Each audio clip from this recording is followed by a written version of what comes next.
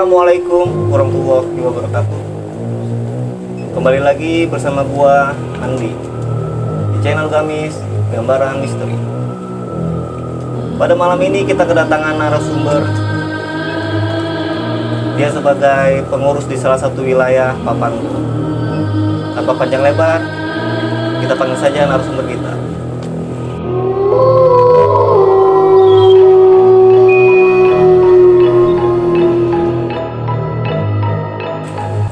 Oke sob, langsung saja kita berkenalan dengan narasumber kita. Selamat malam Bang. Malam. Dari mana ini ya? Saya asli dari Waga Papango. Waga Papango. Iya. Bisa kenalin dengan pemirsa kita. Ya, itu bisa saya akan menceritakan tentang pengalaman saya di wilayah Papango di mana saya lahir. Nama saya Tarun Indrawan, nama panggilan Alam. Kebetulan saya juga di sini sebagai pengurus wilayah Papango. Jadi saya akan bercerita tentang pengalaman saya dulu. Awal cerita pengalaman Bapak ini seperti apa ya? Bisa dijelaskan ke pemirsa kita? Jadi ceritanya begini. Saya itu tinggal di Papango dari lahir dan dari kecil sampai sekarang.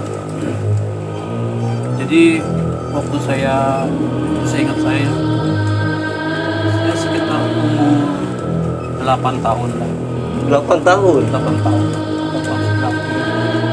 Jadi saya tinggal di perkampungan itu namanya Kampung Papango. Jadi di perkampungan itu rumah saya tuh kebetulan banget belakangnya itu pemakaman. Pemakaman umum atau pemakaman umum. Pemakaman umum. Pas belakang rumah saya itu. Di depan sayanya itu ada kali. Di seberang kali itu ada sebuah pohon yang orang bilang dulu itu namanya pohon pucuk. Pohon pucuk itu dia jenisnya hijau panjang, pucut ujungnya. Itu untuk orang-orang dulu tuh dibuat untuk bikin ketupat, lempet. Jadi karena kan daunnya bisa ditarik. Nah di pohon-pohon itu banyak pertumbuhan luas ya, sekitar ya setengah hektaran lah. Jadi bawahnya itu dia air semua. Jadi pada waktu itu kalau nggak salah sekitar jam 1 malam atau jam 2 malam ya. Jadi ada warga salah satunya yang ronda mendengar suara keras. Di sekitar pemakaman itu? Bukan di sekitar pemakaman, di pohon-pohon itu. Jadi di sana itu kan waktu itu kalau ada emangin suara-suara aneh atau mencurigakan itu petugas Siskamling itu selalu mengumpul. Jadi waktu itu awal ceritanya itu yang memang yang melihat itu ya petugas Siskamling itu mendengar ada tangisan di pohon pucuk itu. Dia penasaran siapa yang menangis di pohon pucuk itu tengah malam gitu loh. Dihampiri lah sama dia. Iya. Ya. Duh, saya jadi merinding beneran itu. Karena ya pada saat itu ya memang petugas ronda itu memang keliling. Jadi setelah dia menghampiri dari mana sumber suara itu, ternyata adanya di tengah-tengah pohon pucuk itu. Sedangkan pohon pucuk itu bawahnya itu banyak air, lumpur. Dia saking penasaran, kalau nggak salah namanya waktu itu Paribut, saya masih ingat. Paribut. Namanya Paribut. Iya. Yang ronda itu kebetulan Paribut sama siapa ya? Ya saya yang paling tahu Paribut lah, karena Paribut itu memang tugas ronda di situ. Jadi pas Paribut mengambil suara itu, ya dia melihat dengan kepala mata sendiri melihat dengan kepala mata sendiri itu tinggi, putih, rambut panjang, sedang menggendong anak orok.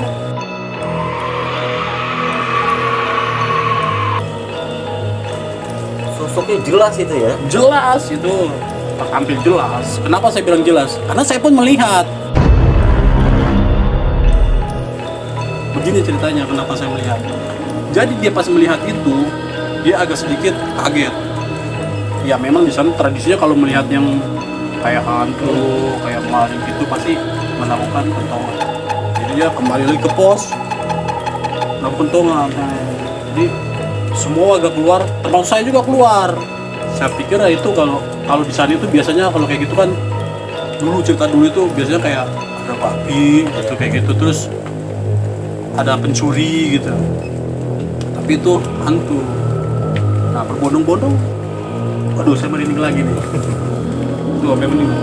Jadi berbondong-bondong warga itu menghampiri apa yang dilihat kata Pak Ribut. Diajak semua tuh sama Pak Ribut. Tetap hantu itu masih di situ. Itulah anehnya. Maksudnya dilihat banyak orang. Dilihat banyak orang. Kalau zaman dulu itu hantu nggak kayak sekarang.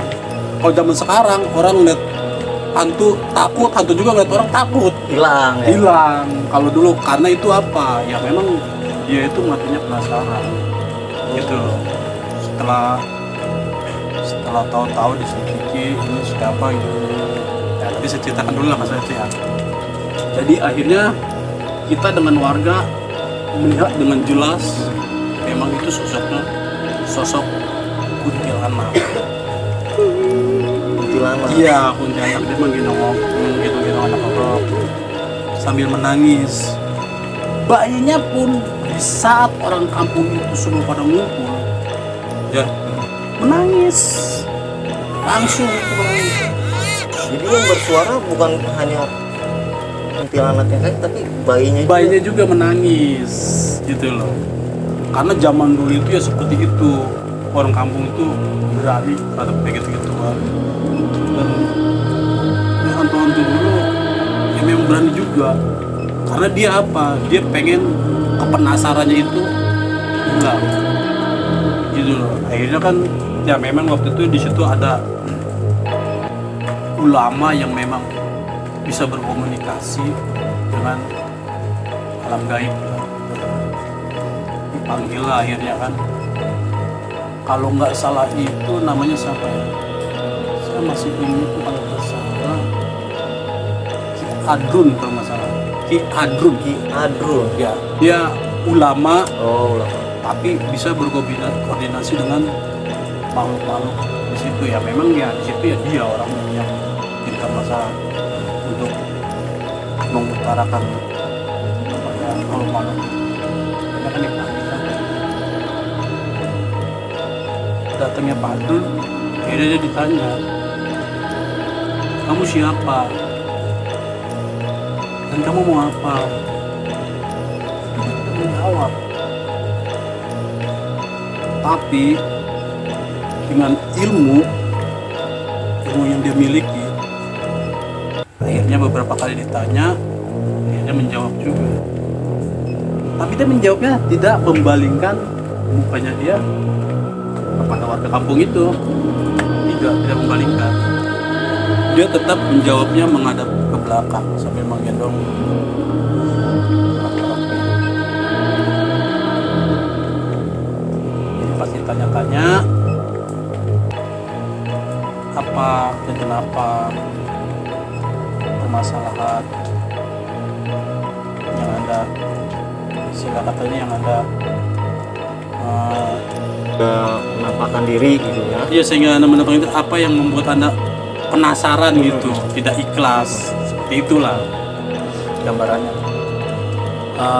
Akhirnya kan setelah sekitar, ini saya ingatkan saya aja ya, 10 menit baru dia bisa menjawab. Dari komunikasi pertama yang ditanya oleh Ki Adrun ini 10 menit Dibalas baru langsung. dibalas. Tapi menjawabnya dengan bukan menjawab bahasa cukup ya Adun itu yang tahu, jadi ya tahu lah dia bicara apa. Ternyata dia itu penasaran karena apa, dia meninggalnya tidak wajar gitu. Sungguh Iya, horor dia sekali ya. dia masih menyayangi anaknya, pengen anaknya lahir itu. Tapi sebelum lahir ya memang kejadiannya itu ya seperti apa ya? Seperti ya tidak disangka dan juga umur ya kan. Mereka itu makinnya penasaran, ditanya ya kan segalanya pokoknya ditanya. Baru akhirnya tuh setelah pembicaraan itu ya Adun sudah memahami. Ya sudah, kalau memang gitu nanti saya selesaikan semuanya, kamu yang tenang saja di alam kamu. Itu apa sebut lama juga itu, warga kampung tuh wah berbondong-bondong bawa obor semuanya. Heboh ya di sana ya. Wah heboh banget. Ya awalnya kan tadinya kan takutnya ada pencuri atau apa, Iya. ada yang bawa parang, ada yang bawa ini. Tapi selagi dia nggak mengusik orang kampung itu, ya paling orang kampung ya itu bertanya itu aja seperti itu.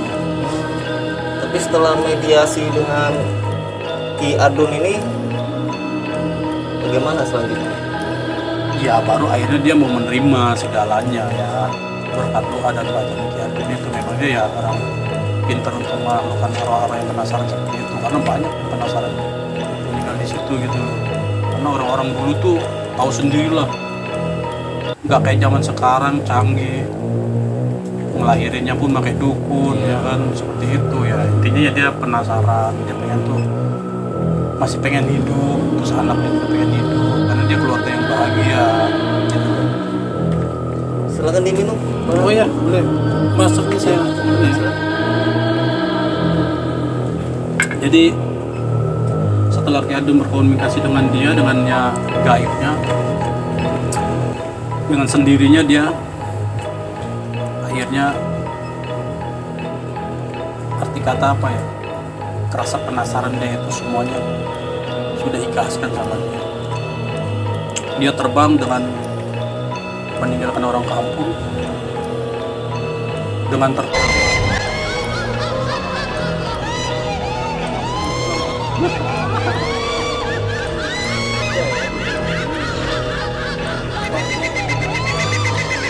ketawa gitu gimana sih, terbang dan ya menghilang seperti itu. Setelah itu tidak terjadi hal-hal yang seperti itu lagi atau gimana? Ya setelah itu ya warga akhirnya kan berbondong-bondong ya kembali ke rumah masing-masing, yang meronda yang meronda. Nah setelah malam itu ada kejadian monyet jadi-jadian gitu loh setelah habis malam itu. Maksudnya setelah kejadian kuntilanak ini Terjadi lagi besok malamnya, yaitu monyet jadi-jadian. seperti apa ceritanya? Jadi begini, kalau itu kejadiannya nggak terlalu malam banget sih, ya sekitar apa ya, habis maghrib lah ya. Jadi ceritanya Pak Edi ini kan punya beca ya. Pak Edi punya beca. Jadi monyet itu loncat-loncatan di becanya Pak Edi. Monyetnya ini loncat-loncatan. Loncat-loncatan ya kan, sama Pak Edi diusir, dipukul, tapi dia raut wajahnya dan mukanya itu beda, bukan kayak seperti monyet. Pokoknya menyinarkan pancaran di mana gitu ya kan, mereka mukanya kayak meledek begitu ya kan. Dipukul sama dia ya kan, tapi loncat ke atas bambu, pindah. Memang kalau di sana itu dulu kalau ada peristiwa-peristiwa gitu langsung pukul kentong ya kan. Kentong itu mau di setiap rumah dulu punya kentong sana. Jadi terbuat dari kayu tanam dari apa di kokong. Kentong semua itu masih sore, masih habis maghrib. Rame lah kalau masih sore itu kan ada anak kecil juga ya kan. Ini yang mau saya tanya, monyetnya ini sosoknya tinggi atau ukuran seperti biasa? bukan monyet seperti biasa, jadi dia ada keaneh-anehannya gitu loh. Jadi ya kayak telinganya, kalau monyet kan biasanya kan dia kayak berdiri begini. Iya. Pokoknya beda lah, bukan seperti monyet biasa lah. Monyet ini.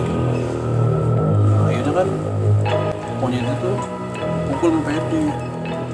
Dari bangku, dari beca dipukul lagi, loncat lagi, dia kayak orang ledek lagi ya kan. Nah dia tiba-tiba pas orang kampung datang, dia lari ke atas rumahnya Pak Edi, dikejar ya sama warga, ya mau ditangkap lah gitu lah. Kejar terus tuh, pokoknya sampai dikepung rumah, loncat lagi dia ke pohon-pohon. Di sana kan waktu itu masih pohon-pohon, banyak pohon-pohon lah di sana mah, dulu mah nggak kayak sekarang ini. Akhirnya ya kan dikejar lagi terus. Ini saya ingat saya ya, waktu saya umur segitu aja ya, saya masih ingat itu yang terbenak pikiran saya. Langsung dikejar terus, lari ke pohon. Apa ya namanya di sana dulu, namanya apa ya? Aduh, saya kurang tahu lah. Pokoknya itu pohon itu bergembal seperti pohon kayak apa, pohon beringin begitu, kayak pohon beringin. Rimbun ya. Ya, bawahnya tapi batangnya polos. Dia naik ke atas, akhirnya kan dikepung kan sama warga kan. Dikepung, otomatis kan kalau dikepung gitu kan, kalau dia keluar dari lokasi kan kelihatan kan.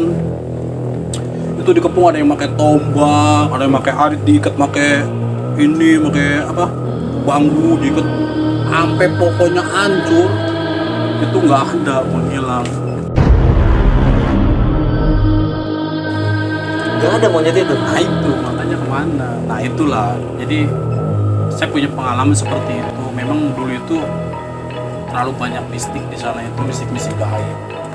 Saya sendiri pun yang mengakui ya memang ada seperti itu. Waktu itu rumah saya itu posisinya yang sekarang ini ya. Sekarang ini dijadikan apartemen. Untuk yang sekarang ini ya. Ya, Bung Andi pasti tahu lah kalau lewat dari situ kan ada apartemen itu tuh. Nah sebelah sananya itu kan kali. Ya, itu kali pun bekas kuburan. Nah apalagi di pojok tembok sana Taman Nyosaknak itu sekarang yang terbuat dari ruko-ruko itu semua kuburan umum. Saya tahu digalinya, dipindahinnya, ada yang masih tanahnya ditaruh di kain kafan, ada yang udah tulang-tulang, ada kulitnya masih ada ininya. Ya pokoknya di situlah dijejerin semua di tanah itu. Waktu mau digusur itu digali-galin semua. Kalau nggak salah waktu itu dipindahnya kemana ya? Kalau nggak salah mau digapas. Jadi ya itulah pengalaman saya di